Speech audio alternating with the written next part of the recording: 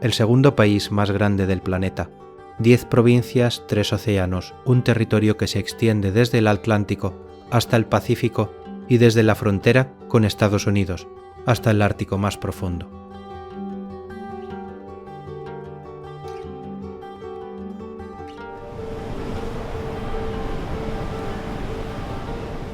Hay una ciudad cuyos edificios cuelgan sobre el Mediterráneo como si la gravedad fuera una sugerencia y no una ley física. Hay un monasterio pegado a una roca volcánica que los ingenieros modernos no saben cómo fue construido con las herramientas de su época.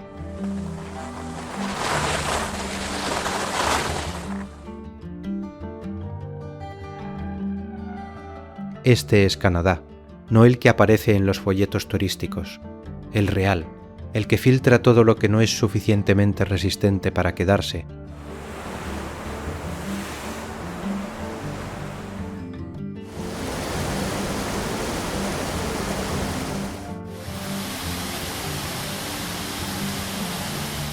Canadá tiene casi 10 millones de kilómetros cuadrados. Es el segundo país más grande de la Tierra y el primero en línea costera. Sus fronteras marítimas superan los 200.000 kilómetros, más que cualquier otra nación del planeta.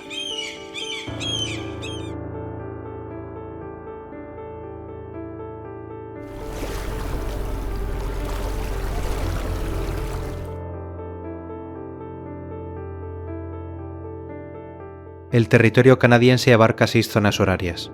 Cuando amanece en Terranova, la Columbia Británica todavía duerme en oscuridad completa. La distancia no es solo geografía aquí, es tiempo físico separando comunidades que comparten el mismo pasaporte.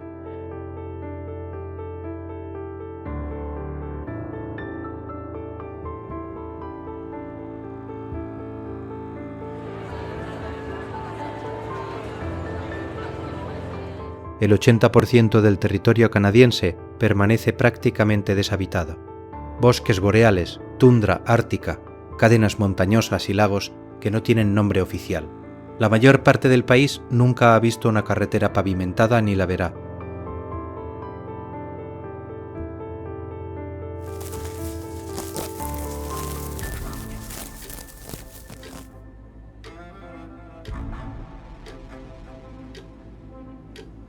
Canadá tiene más lagos de agua dulce que el resto del mundo combinado. Más de 2 millones de cuerpos de agua distribuidos desde el sur agrícola hasta el Ártico profundo. El agua no es un recurso aquí, es la geografía misma del país.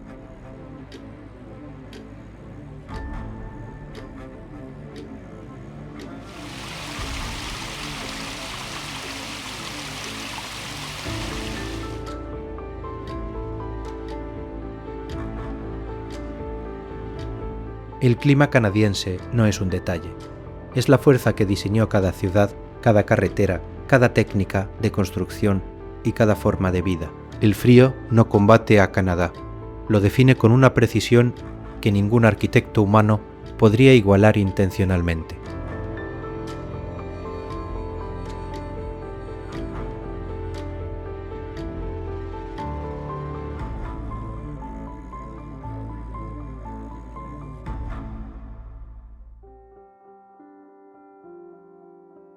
Dos idiomas oficiales, inglés y francés, coexisten en un país donde el 80% de los francoparlantes viven en una sola provincia. Quebec no es simplemente una región diferente, es una civilización paralela operando dentro del mismo Estado federado.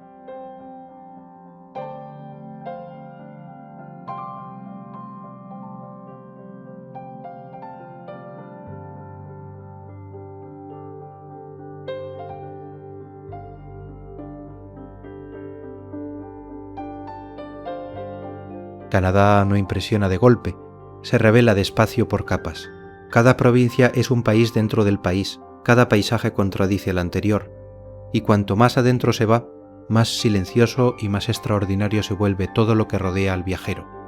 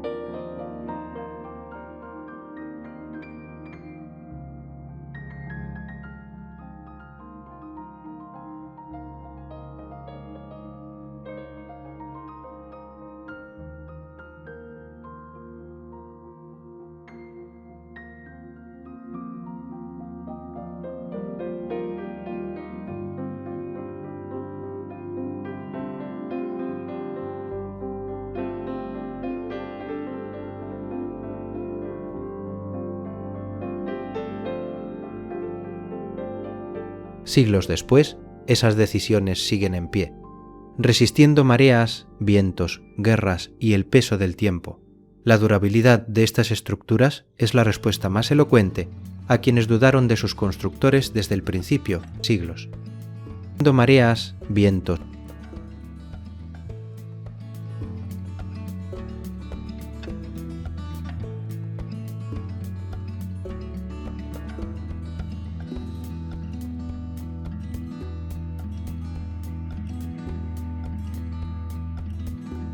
Pero la fragilidad también está presente. La erosión avanza. El turismo presiona. El clima cambia. Estos lugares sobrevivieron a invasiones medievales y no deben sucumbir ante la indiferencia moderna. Visitarlos bien es la forma más básica de respetarlos.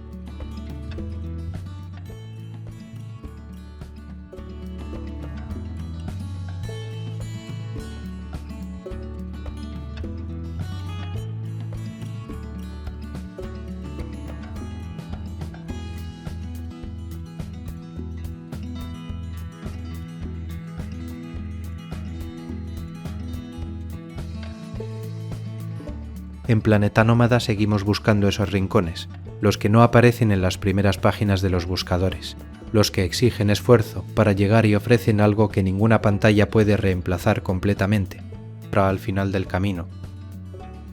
Buscando esos rincones, los que no aparecen en las primeras páginas.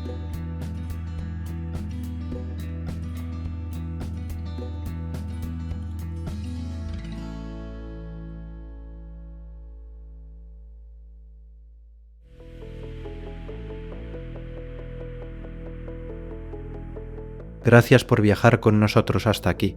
Suscríbase a Planeta Nómada, active la campana y nos vemos en el próximo destino, en algún lugar donde la Tierra dice que no es posible y alguien ya está construyendo. 116 peldaños de rodillas si la historia lo pide. Suscríbase a Planeta Nómada.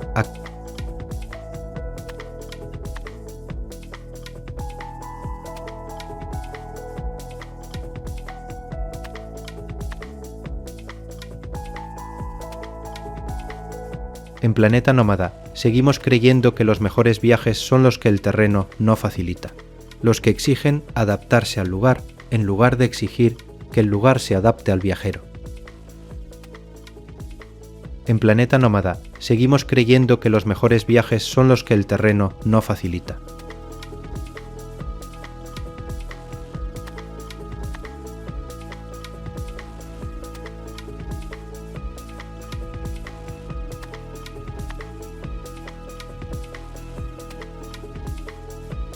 La Torre CN se eleva 553 metros sobre Toronto. Cuando fue completada en 1976, era la estructura más alta del mundo. Ese récord duró 32 años. La torre no buscaba impresionar, buscaba transmitir señales de televisión en una ciudad que los rascacielos bloqueaban.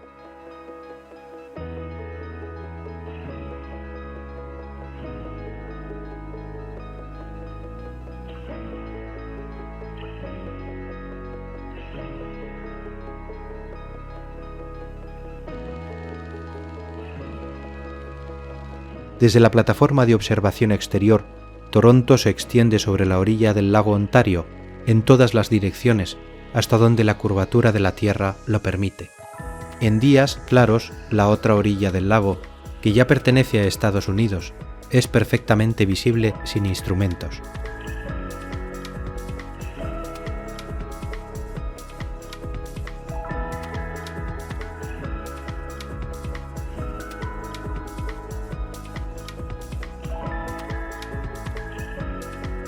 En invierno, el viento que llega del lago Ontario golpea la torre desde abajo y desde los lados simultáneamente. La estructura oscila varios centímetros en cada ráfaga fuerte. Eso no es un defecto de diseño. Es la razón por la que la torre ha sobrevivido décadas de vientos árticos sin daño estructural.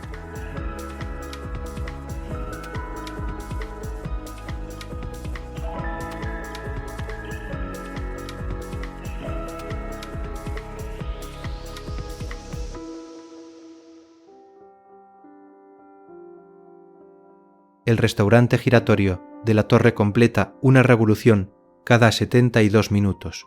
Los comensales no necesitan moverse para ver la ciudad completa. La ciudad gira alrededor de ellos mientras comen, una ironía mecánica que la torre ejecuta con total seriedad desde hace décadas.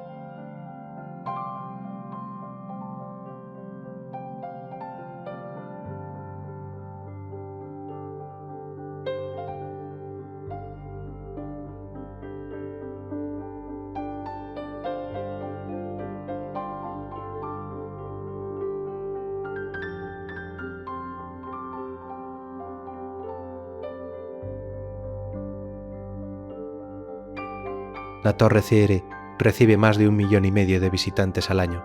Es el monumento más visitado de Canadá. En nada, su silueta define el skyline de Toronto con la misma autoridad con que la Eiffel define París, aunque ningún canadiense lo diría en voz alta, sin añadir una disculpa innecesaria.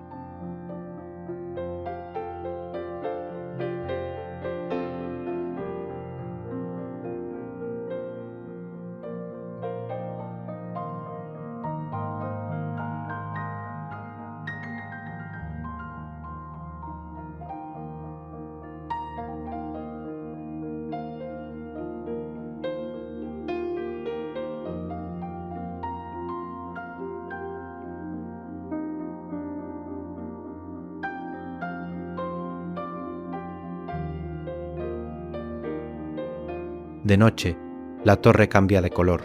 Iluminaciones especiales marcan causas sociales, fechas nacionales y solidaridades internacionales. Es el termómetro emocional de una ciudad que no expresa sus sentimientos con facilidad, pero que encontró en 500 metros de acero una forma de hacerlo.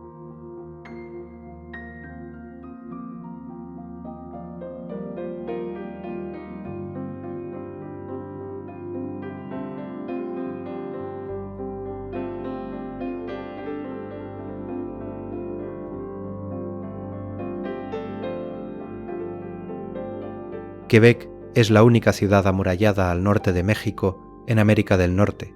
Sus murallas de piedra, construidas entre los siglos XVII y XIX, rodean un casco histórico donde el francés se habla con un acento que Francia perdió hace 200 años.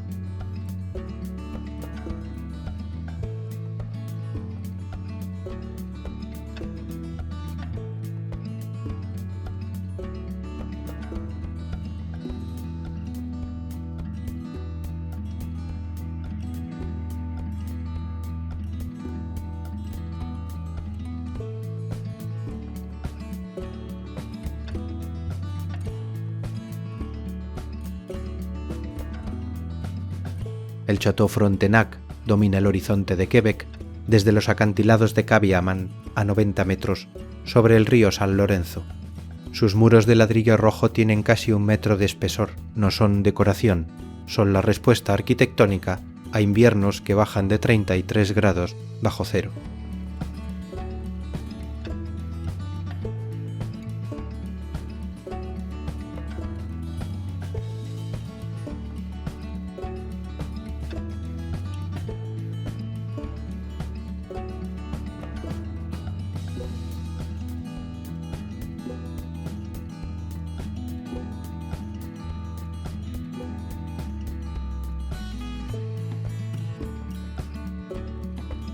El Carnaval de Quebec se celebra cada febrero cuando las temperaturas mínimas rondan los 20 bajo cero. Los habitantes no cancelan la vida pública cuando llega el frío extremo. La organizan alrededor de él. El Bonhomme Carnaval, el muñeco de nieve oficial, preside festividades al aire libre que el clima no interrumpe.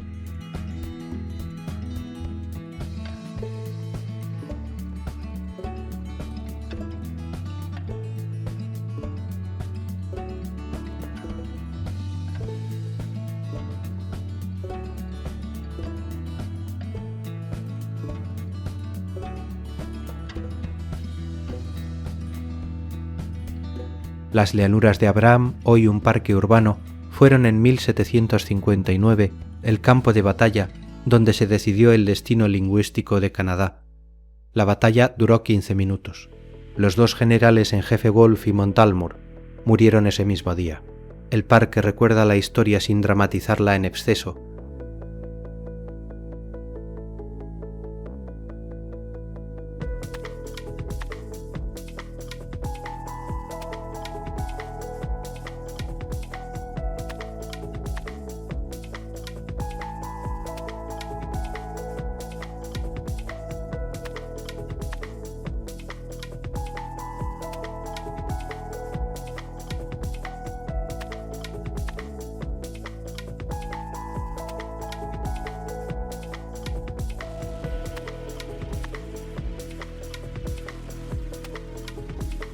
El funicular que conecta la alta y baja ciudad de Quebec lleva en servicio desde 1879.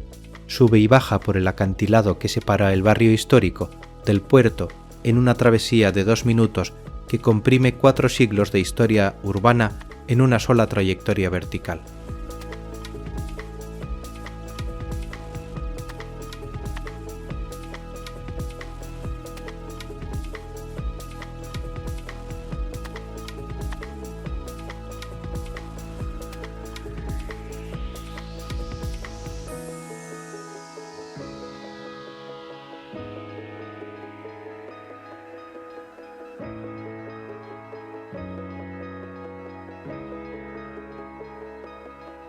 Quebec no pretende ser París. Es algo más interesante, una ciudad que preservó la lengua, la gastronomía y la arquitectura francesa mientras desarrollaba una identidad que Francia nunca tuvo. La poutine, el queso en conserva y el sirope de arce son tan quebequenses como el francés que los nombra.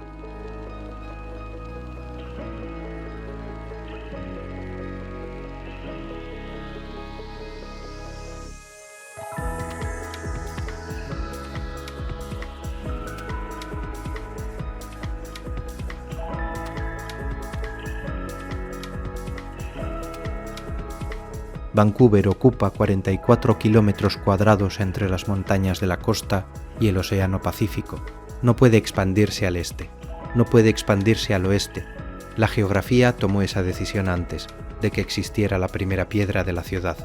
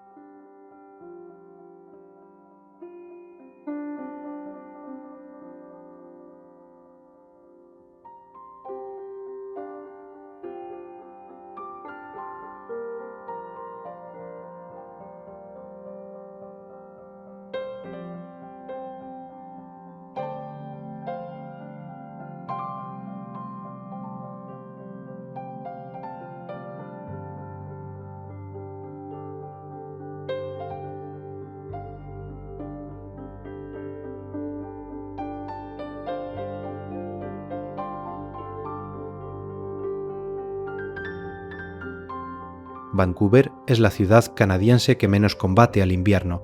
Nunca ha registrado temperaturas inferiores a 22 grados bajo cero.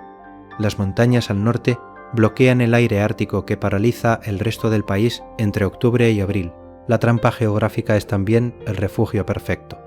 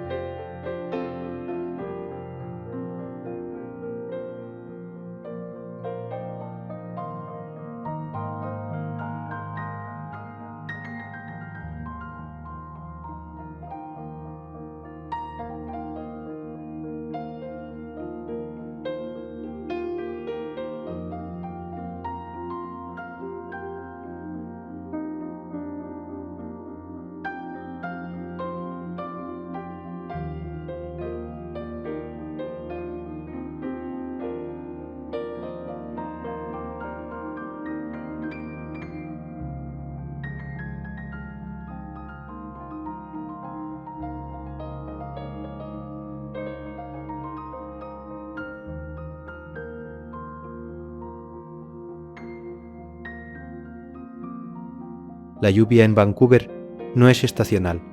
Cae en noviembre, en febrero y en abril con la misma regularidad. Las montañas detienen el frío, pero fuerzan toda la humedad del Pacífico a descargarse sobre la ciudad. La población lleva décadas usando ropa, impermeable como uniforme permeable, como uniforme permanente.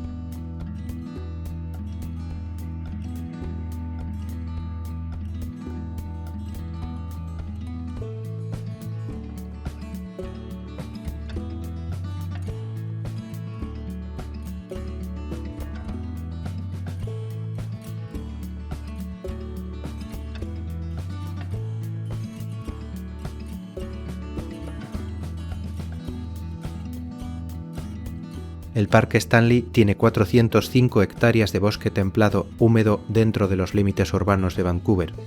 Sus cedros rojos occidentales tienen más de 800 años. Crecen directamente contra las espaldas de los edificios de apartamentos más nuevos de la ciudad.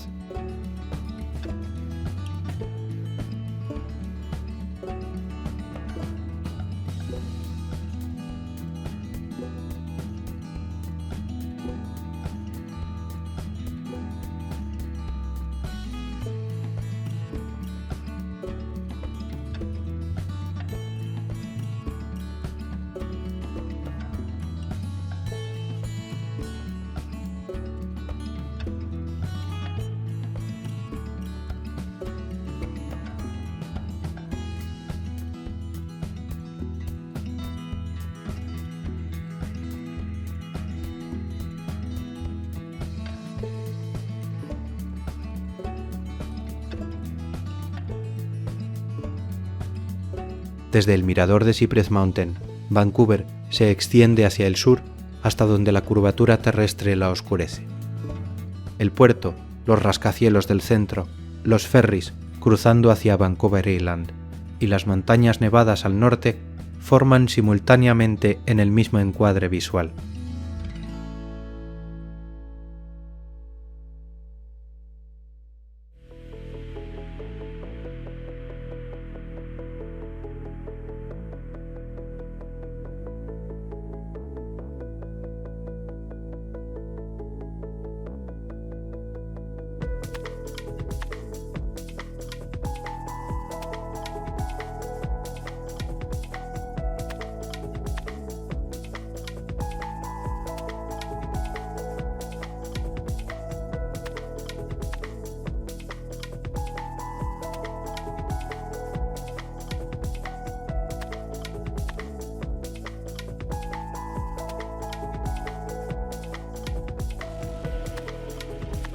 Granville Island no es una isla.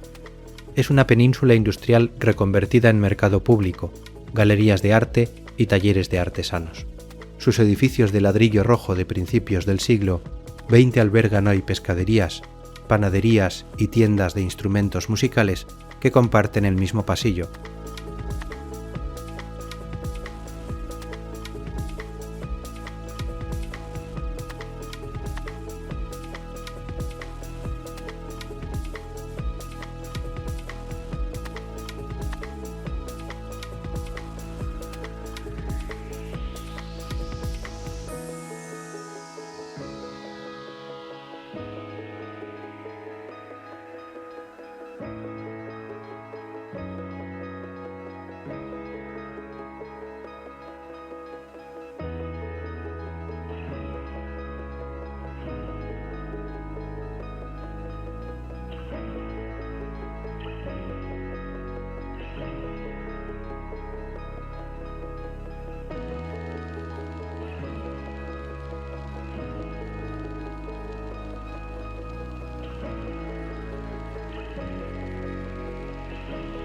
El vecindario de Gastown conserva las calles adoquinadas y los edificios de fachada de hierro fundido del Vancouver victoriano, El reloj de vapor en la intersección de Water Street silba cada 15 minutos. Lo hace desde 1977.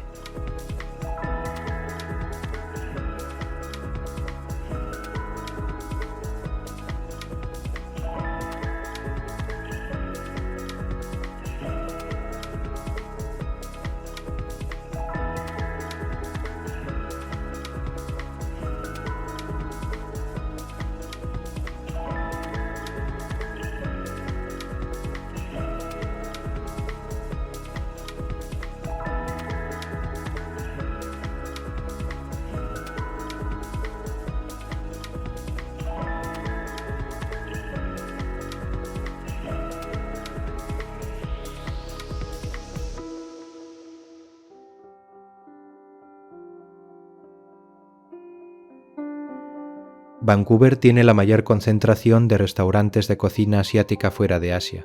El 35% de su población tiene origen chino, japonés, coreano o filipino.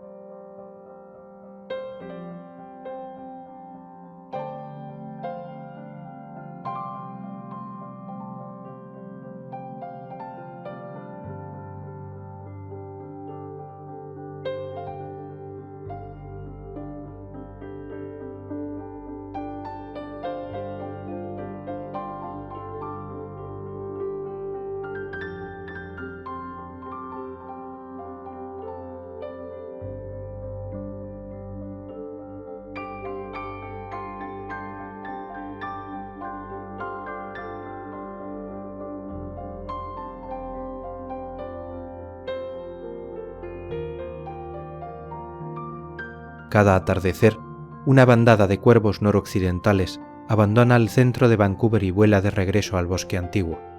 Lo hacen cada noche sin importar lo que la ciudad haya construido a su alrededor.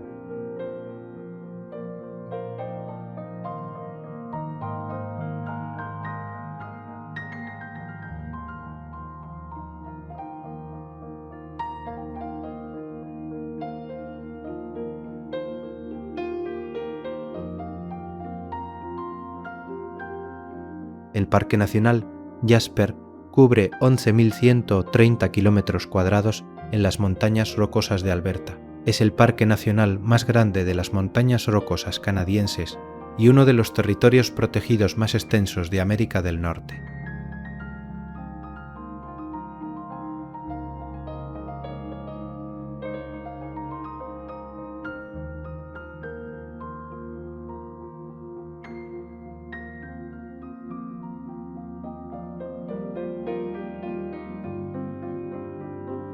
La autopista de los campos de hielo conecta Jasper con Banff a través de 230 kilómetros de una de las carreteras de montaña más espectaculares del planeta. A cada curva aparece un glaciar, un lago turquesa o una pared de roca de 400 metros que la carretera bordea con precaución evidente.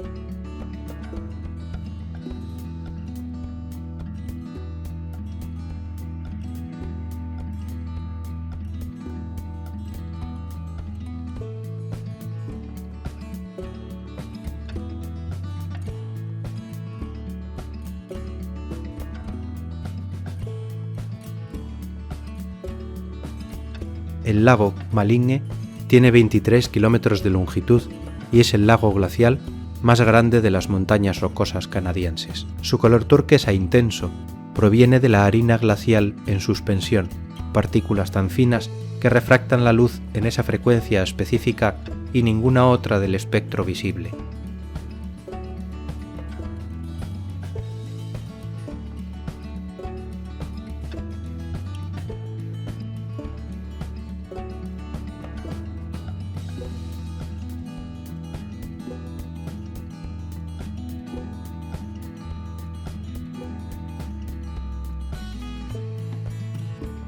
El Wapiti, el alce más grande de América del Norte, deambula por los valles de Jasper con una indiferencia ante los vehículos que los guías de parque interpretan como adaptación y los visitantes interpretan como invitación a acercarse.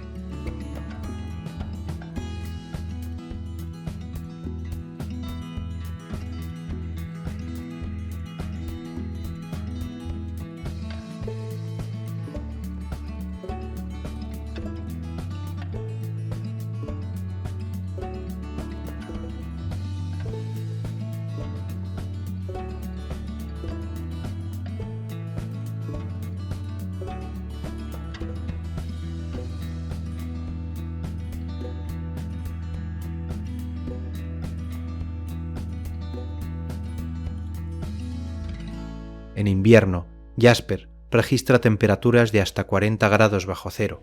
Los lobos se mueven por los valles nevados en manadas de hasta 12 individuos, siguiendo a los caribúes que bajan de las alturas.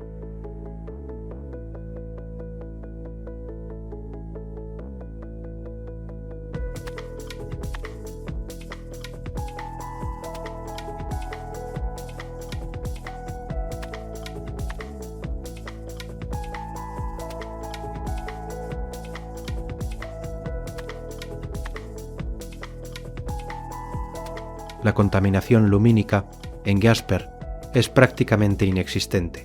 En 2011 fue designado el parque de cielo oscuro más grande del mundo. Las auroras boreales son visibles desde septiembre hasta marzo con una frecuencia e intensidad que los habitantes del sur de Canadá conocen solo en fotografías.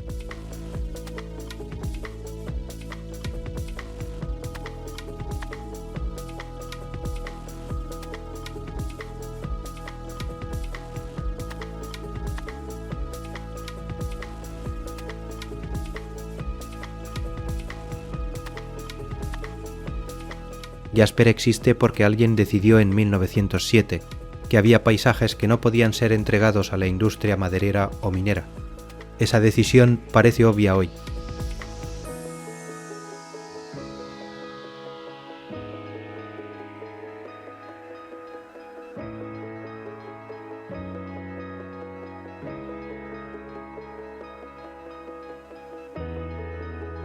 Whistler Blackcomb está a 120 kilómetros al norte de Vancouver. Construida directamente en la trayectoria de los sistemas de tormenta del Pacífico, recibe más de 11 metros de nieve cada temporada, no por suerte geográfica.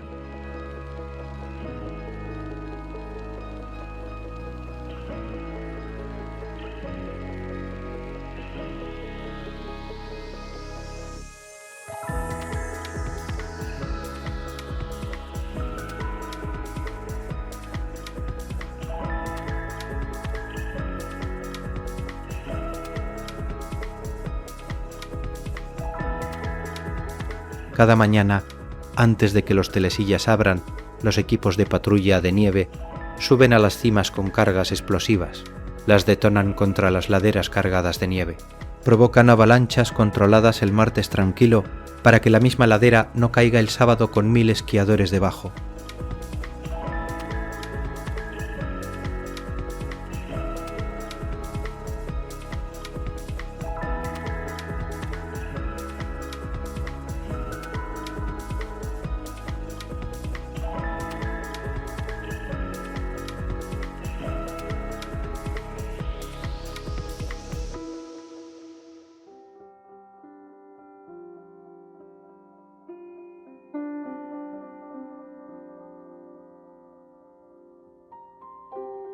La violencia es parte del horario operativo de Whistler. Sin ella, la montaña no podría mantenerse abierta.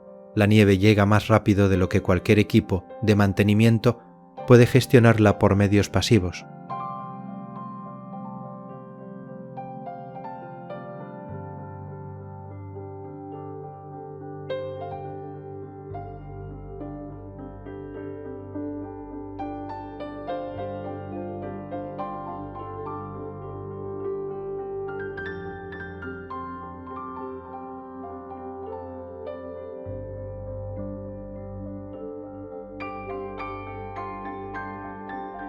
El paseo al cielo, una góndola que conecta los picos de Whistler y Blackcomb a 436 metros de altura, es el teleférico sin soporte intermedio más largo del mundo.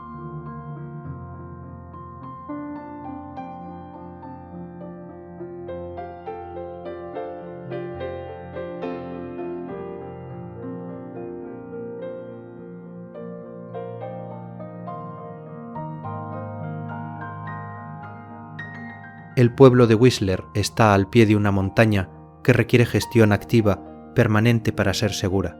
Las casas, los hoteles y los restaurantes existen bajo la condición de que los equipos de arriba hagan bien su trabajo antes de cada amanecer de la temporada de esquí.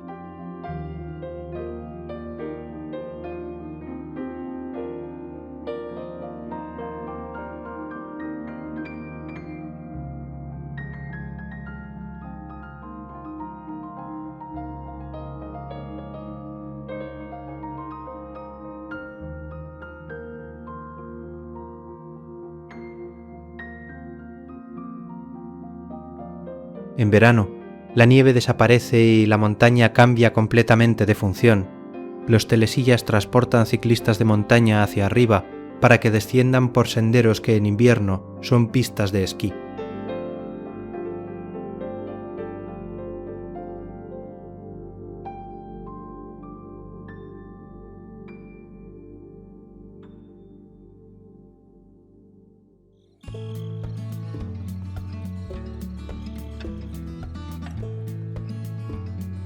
Whistler fue sede de los Juegos Olímpicos de Invierno de 2010. Las instalaciones permanecen en uso activo. El luge y el bobsled siguen operando para el público general. Velocidades de hasta 140 km por hora en un tubo de hielo abierto al turismo. Whistler no suaviza sus experiencias para los visitantes.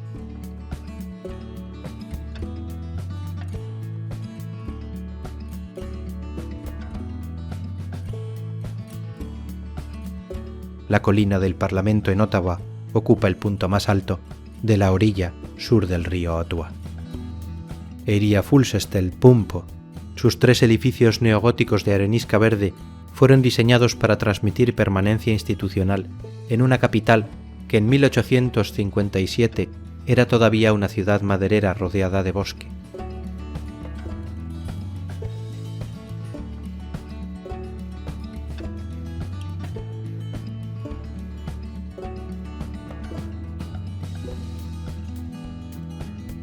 La Torre de la Paz, de 92 metros de altura, fue completada en 1927 para conmemorar a los canadienses caídos en la Primera Guerra Mundial.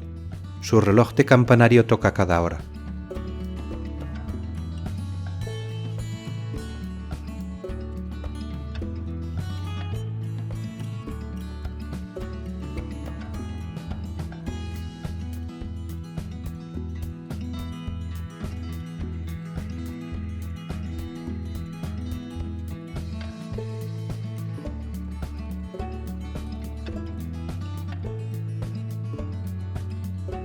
El cambio de la guardia frente al Parlamento se realiza cada mañana de verano con una precisión ceremonial que los soldados ejecutan sin importar si hay 10 turistas o 10.000 mirando.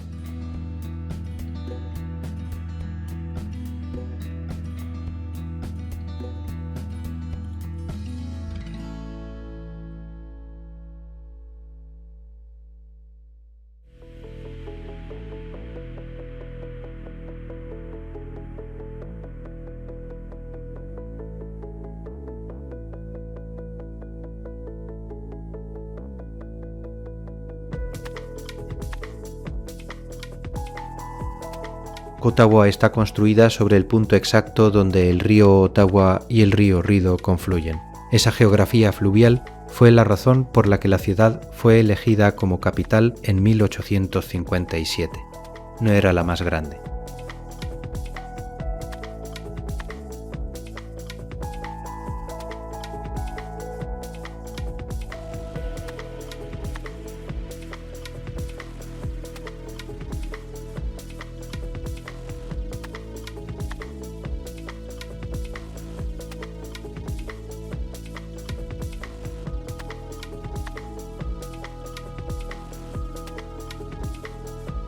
El canal Rideau, de 202 kilómetros de longitud, fue construido entre 1826 y 1832 como ruta militar alternativa al río San Lorenzo en caso de conflicto con Estados Unidos. Nunca fue usado para ese propósito.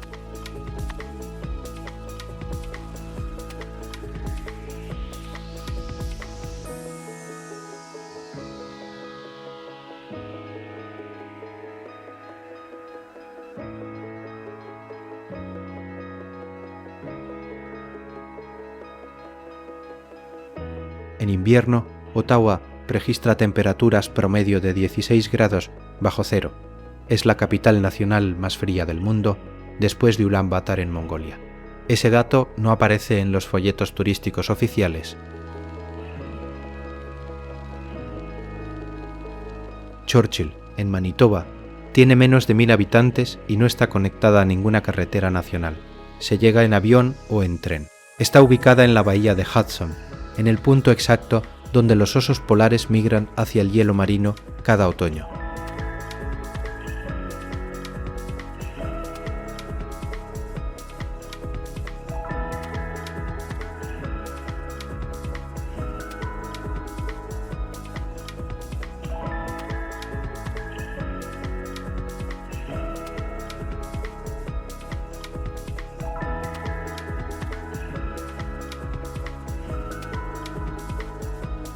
Los vehículos Tundra, camiones modificados con ruedas de casi 2 metros de altura, transportan a los visitantes hacia la tundra, donde los osos esperan que la bahía se congele.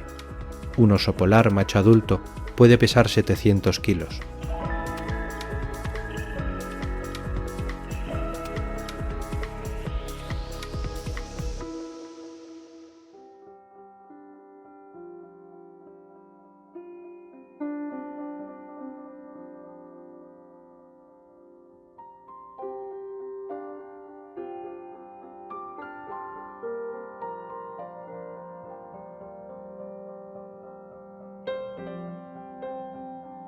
Churchill también es uno de los mejores lugares del planeta para observar auroras boreales. La oscuridad es total, la contaminación lumínica es cero y el cielo ártico en noviembre tiene una claridad que las ciudades del sur nunca conocerán.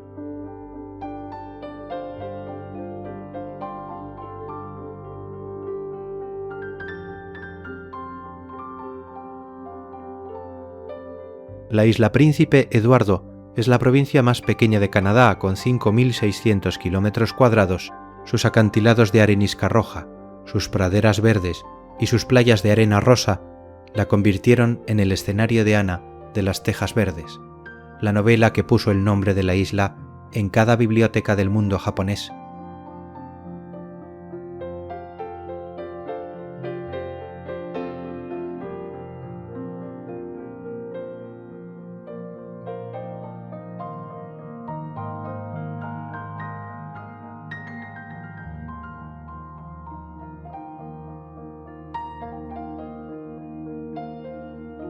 La isla produce el 40% de las papas de Canadá. Sus suelos, rojos de óxido de hierro, son excepcionalmente fértiles. La agricultura y el turismo literario coexisten en una isla donde los campos de papa alternan con las casas victorianas de madera, pintada de colores que Lucy Maud Montgomery describió con precisión hace 120 años.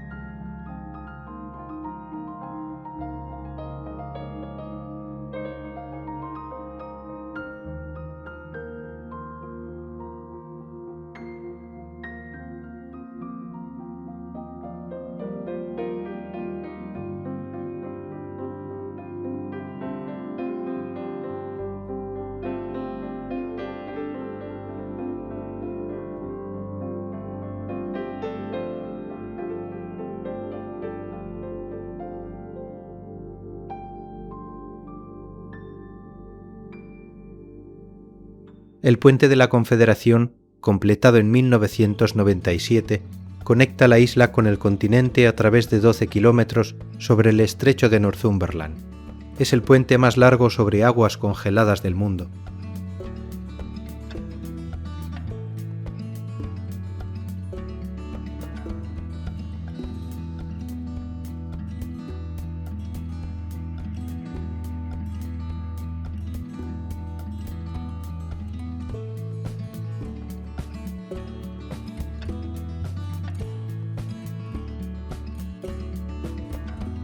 Peggett's Cove está en la costa sur de Nueva Escocia, a 40 kilómetros de Halifax.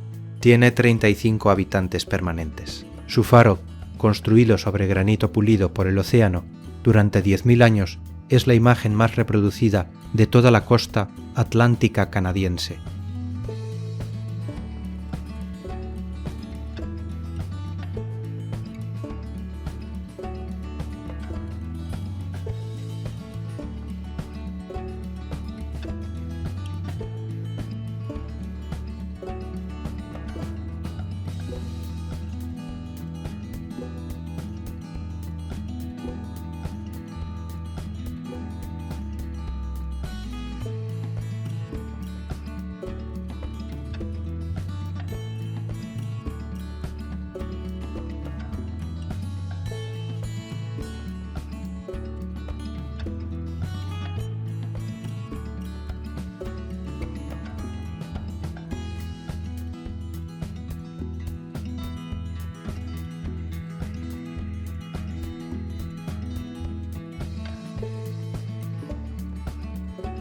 El faro ha funcionado desde 1915. Su luz gira automáticamente desde que la última familia de fareros lo abandonó en 1958. El edificio también funciona como oficina de correos en verano, la única oficina postal dentro de un faro activo en todo Canadá y posiblemente en el mundo.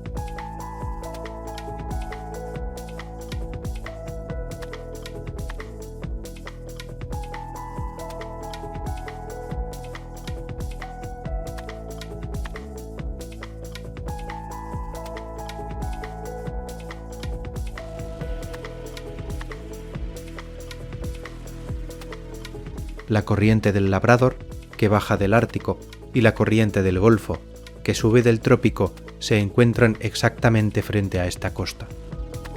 Esa colisión de masas de agua produce la niebla más densa de la costa atlántica y las condiciones de pesca más productivas del Atlántico noroccidental.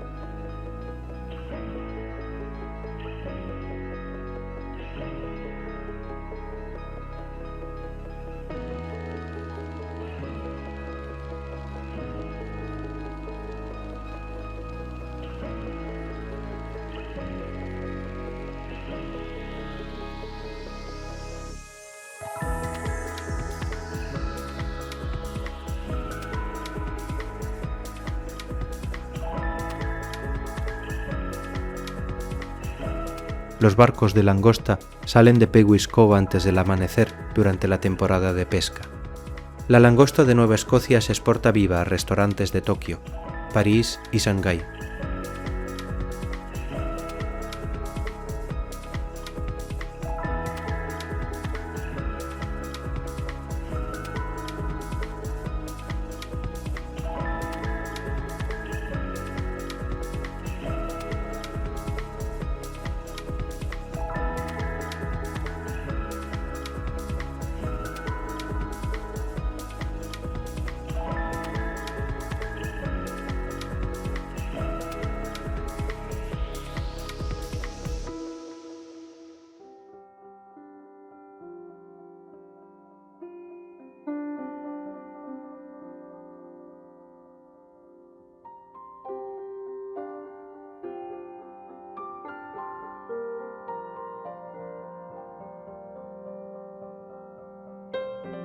En invierno, las tormentas del Atlántico envían olas de 8 metros contra el granito de Peguis Cove. El spray marino alcanza el faro completo. Las rocas que en verano tienen turistas tomando fotografías están bajo agua activa durante los meses más crudos del año.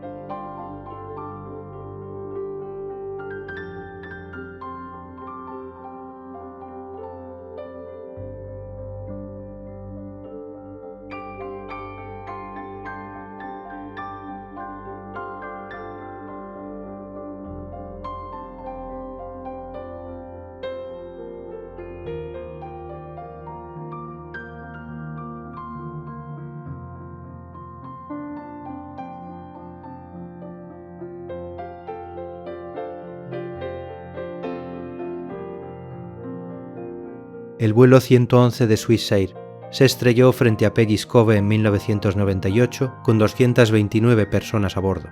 Los pescadores de la comunidad fueron los primeros en llegar al lugar. Un memorial en las rocas recuerda a las víctimas.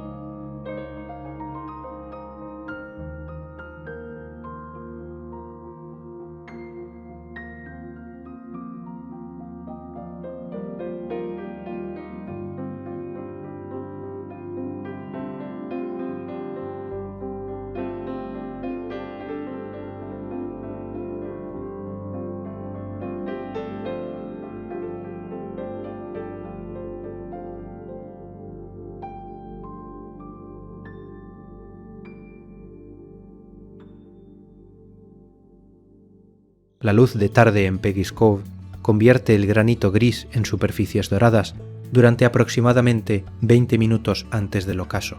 Los fotógrafos esperan ese momento con una paciencia que el lugar parece enseñar a quien llega con prisa y se queda más tiempo del planeado, eros en llegar al lugar. Un memorial en las rocas recuerda a las víctimas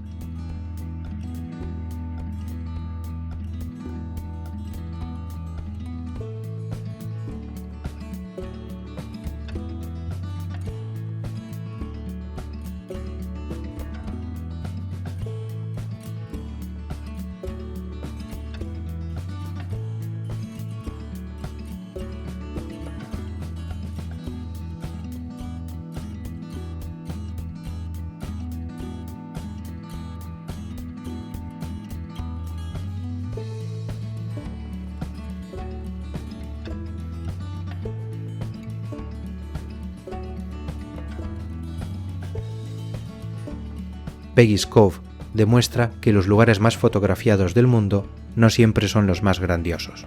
A veces son simplemente los más honestos. Un faro, 35 personas, granito antiguo y el Atlántico sin pretensiones.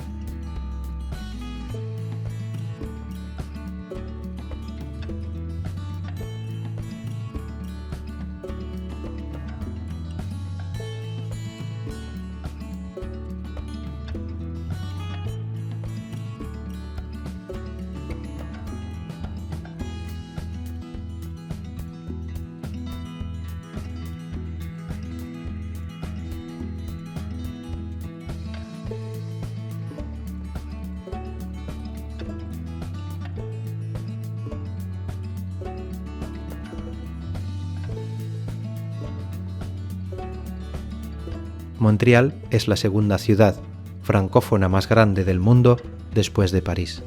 2 millones de personas viven en una isla en el río San Lorenzo, donde el invierno dura 5 meses y la vida cultural no se detiene por eso, sino que simplemente migra bajo tierra cuando la temperatura lo sugiere.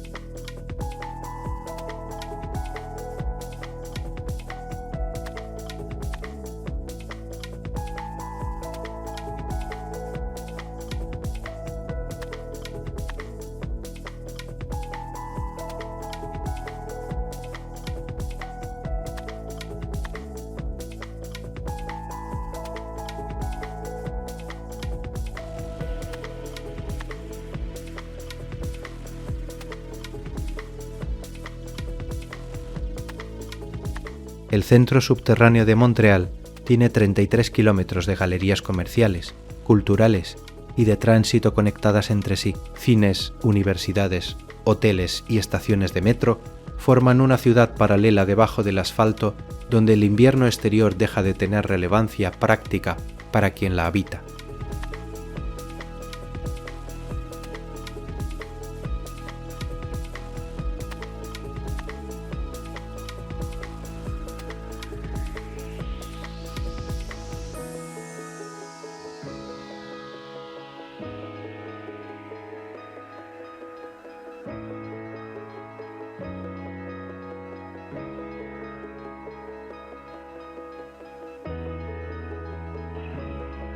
El Festival de Jazz de Montreal, celebrado cada julio, es el festival de jazz más grande del mundo, con más de 2 millones de asistentes en 11 días. Ocurre al aire libre en el centro de la ciudad, en una ciudad que conoce el invierno mejor que nadie.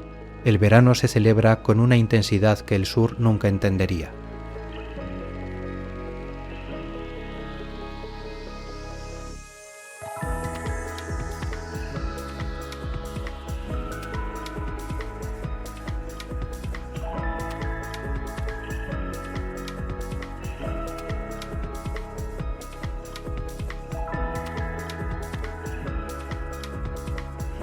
El barrio Plateau-Mont-Royal tiene los dúplexes con escaleras exteriores de hierro forjado que definen la silueta urbana de Montreal. Estas escaleras externas, únicas en el mundo, surgieron de un código de construcción del siglo XIX que obligaba a poner las escaleras fuera para maximizar el espacio interior de los apartamentos pequeños.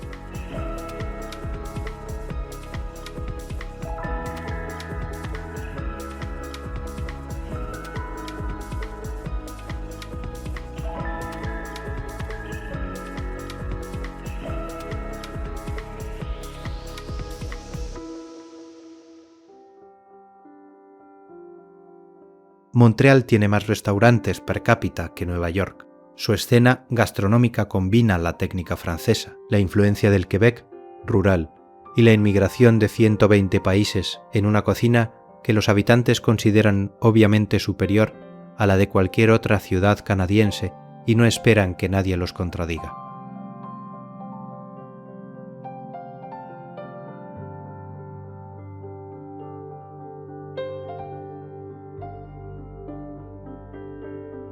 El Parque Nacional Banff fue el primer parque nacional de Canadá, establecido en 1885, 6.600 kilómetros cuadrados en el corazón de las montañas rocosas de Alberta, Patrimonio de la Humanidad desde 1984.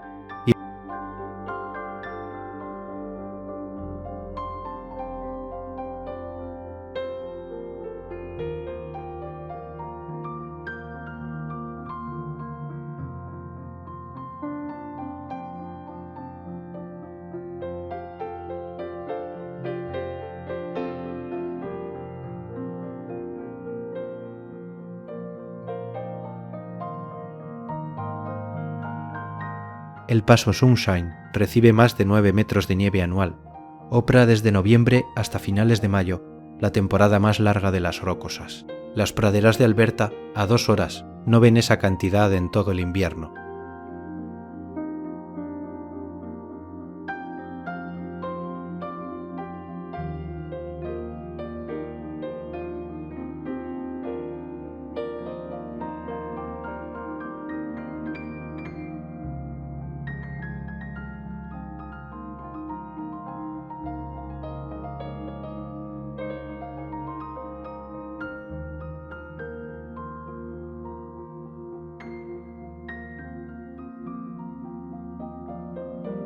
El lago Louise cambia de color turquesa según la hora del día. El glaciar Victoria al fondo lo alimenta con harina glacial. En invierno se congela y se convierte en pista de patinaje con el glaciar de Telón.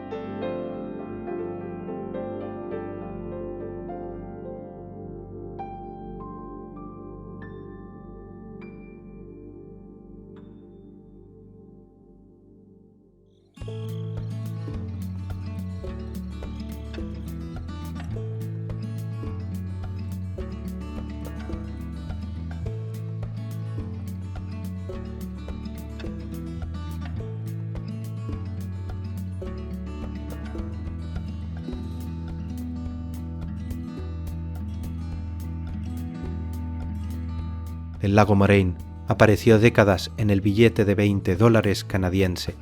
Sus 10 picos reflejados al amanecer son una de las vistas más reproducidas de América del Norte. En verano hay que reservar transporte con meses de anticipación.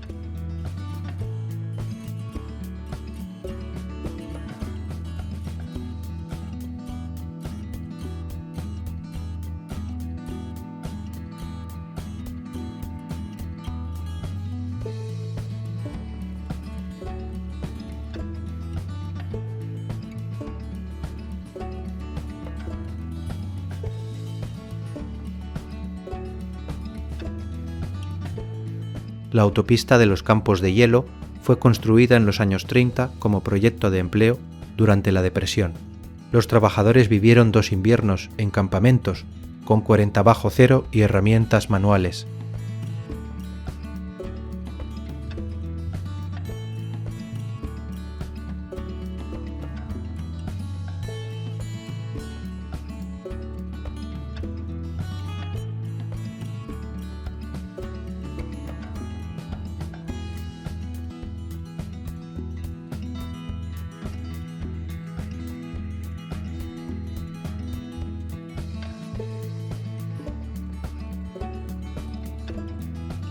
El oso grizzly recorre el parque con collares GPS que los gestores monitorean permanentemente.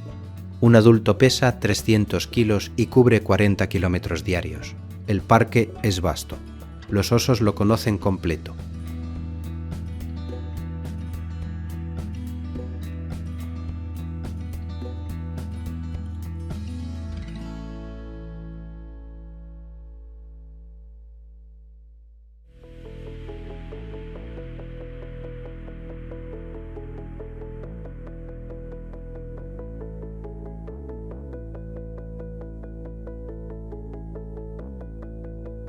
El uapití en Banff no teme a los vehículos, pero sí a los lobos. Los animales del parque protegido tienen comportamientos mediblemente distintos a los de afuera. La protección cambia la psicología animal en generaciones, no en siglos.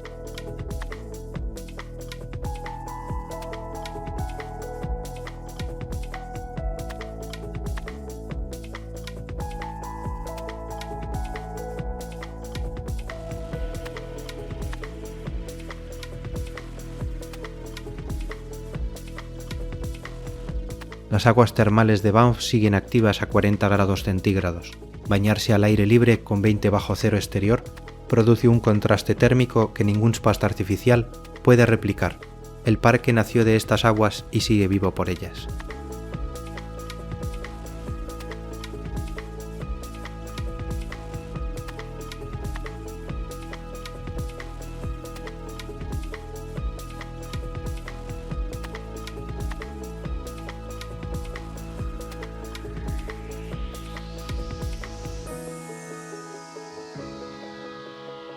La ciudad de Banff tiene 8.000 habitantes permanentes y 4 millones de visitantes anuales. Proporción de 500 a 1, sus residentes viven con restricciones de construcción y actividad que no existen en ninguna otra ciudad de Alberta.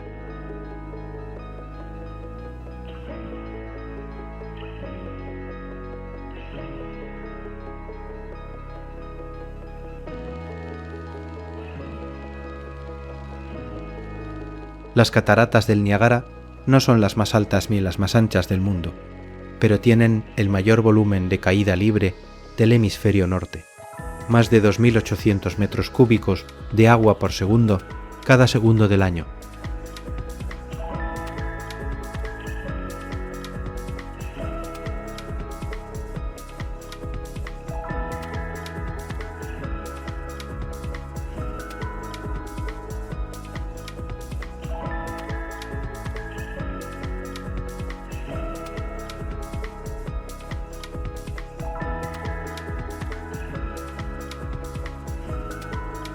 Clifton Hill concentra museos de cera y atracciones comerciales a 100 metros de una de las maravillas naturales más extraordinarias del planeta.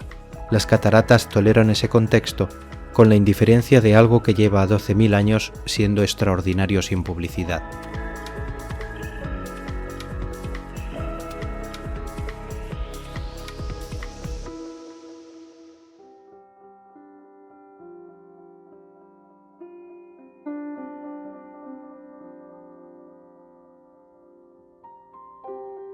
El río Niágara conecta el lago Erie con el Ontario y desciende 51 metros en la frontera entre Canadá y Estados Unidos. Las cataratas se formaron hace 12.000 años, cuando el deshielo glacial encontró este escalón de roca caliza.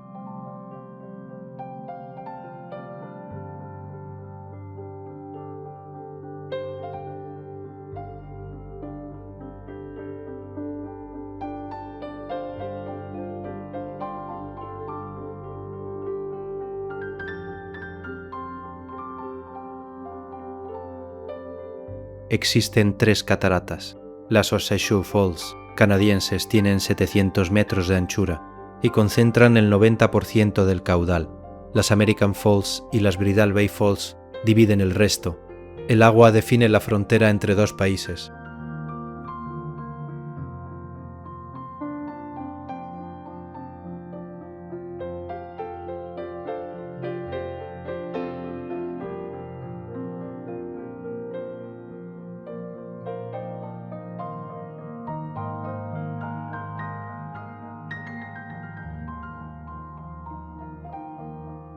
El spray permanente crea un microclima local independiente del clima regional. En invierno congela sobre cada superficie que toca. Los árboles, las barandas y las estructuras acumulan capas de hielo que crecen semana a semana sin pausa.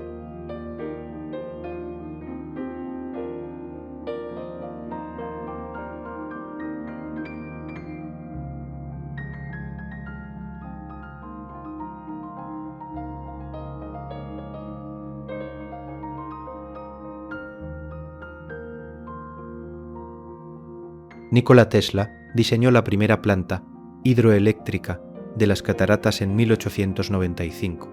Las plantas actuales de ambos países generan 4.400 megavatios. El agua trabaja 2 veces. Genera energía antes de caer y turismo después.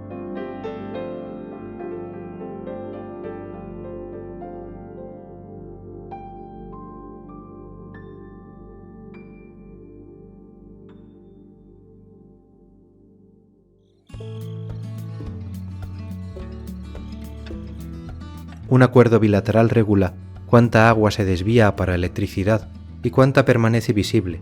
En verano el caudal turístico es máximo. Por la noche las plantas usan más agua. Las cataratas literalmente se achican mientras los visitantes duermen.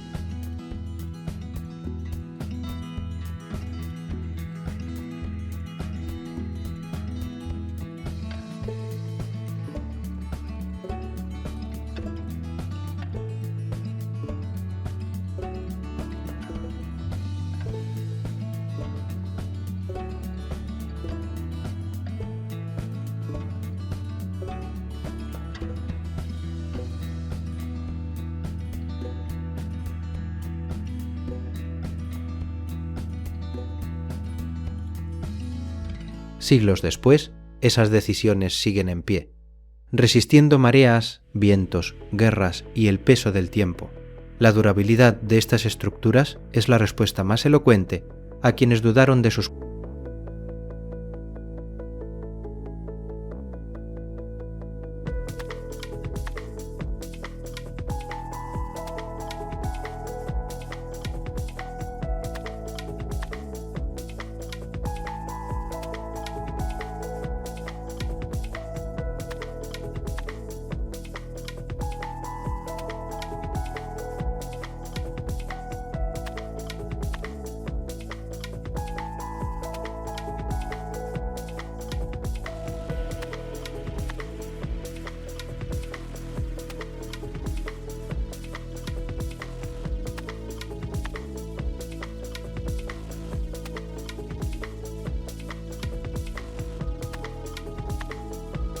pero la fragilidad también está presente. La erosión avanza, el turismo presiona, el clima cambia.